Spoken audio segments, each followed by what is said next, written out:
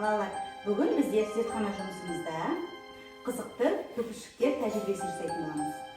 Енді қараңдаршы балалар, ол үшін бізге не екен? Қандай сабын? Бұны не қыламыз біз бұл сабынды? Қолымызда жол пайдаланамыз. Бұл сұйық сабын балалар. Бұл сабынның түрі көп балалар. Сонымен қатар ыдыс жууға арналған. Түсіндіңіз бе?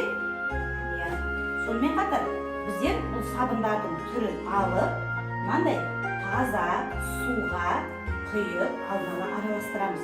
Және біз бұған ас содасын қосамыз. Ас содасы дегеніміз бұл тағамға пайдаланатын жаңа ұнтақ. Енді балалар, қазіргі дайын тұрған біздің қоспамызды мен сіздерге бірінші тәжірибемізді жасап көрсетемін. Мына менің қолыма алып жатқан не мұны? Түтікше.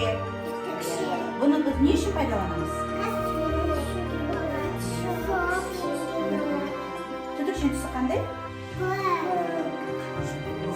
Қызықты бір нәрсе көрсетейік. Осы сіздер соны тегісі қайталайсыздар, иә? Мына түтікшенің дайын қоспағы. Аламын.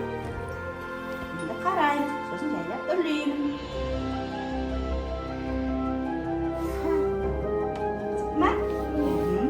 Енді мен сіздерге алдарыңызда тұрған түтікшені алып, әрқайсыңызға, сосын өздерің стакандағы суға үрлеймін.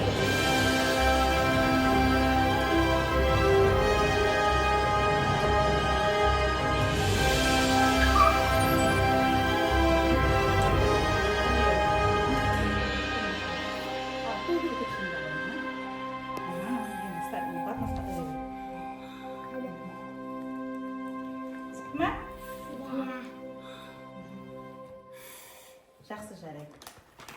Жарайсыңдар. Балалар, келесі тәжірибеміз қызықты көпіршіктер деп аталады. Бұл тәжірибені жасау үшін бізге алдын ала дайындалған ерітінді мен мынандай жарты литрлік бөтелкелерді пайдаланамыз. Ол енді осы тәжірибені жасауға кірісеміз. Ол үшін әуелі бөтелкені қолымызға ұстап, алдымызға дайындалып қойған ерітіндіге батырамыз. Сосын үрлейміз кейін қарай. Үрлемдер алдарындағы ыдысқа қарай. Нелер пайда болды? Көпіршіктер пайда болды. Бұл көпіршіктерді енді балалар аузымызға салуға болмайды.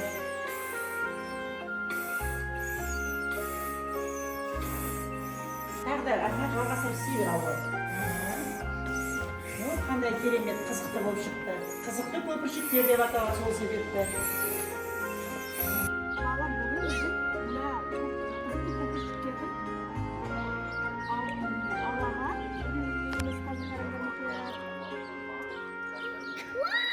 Wow!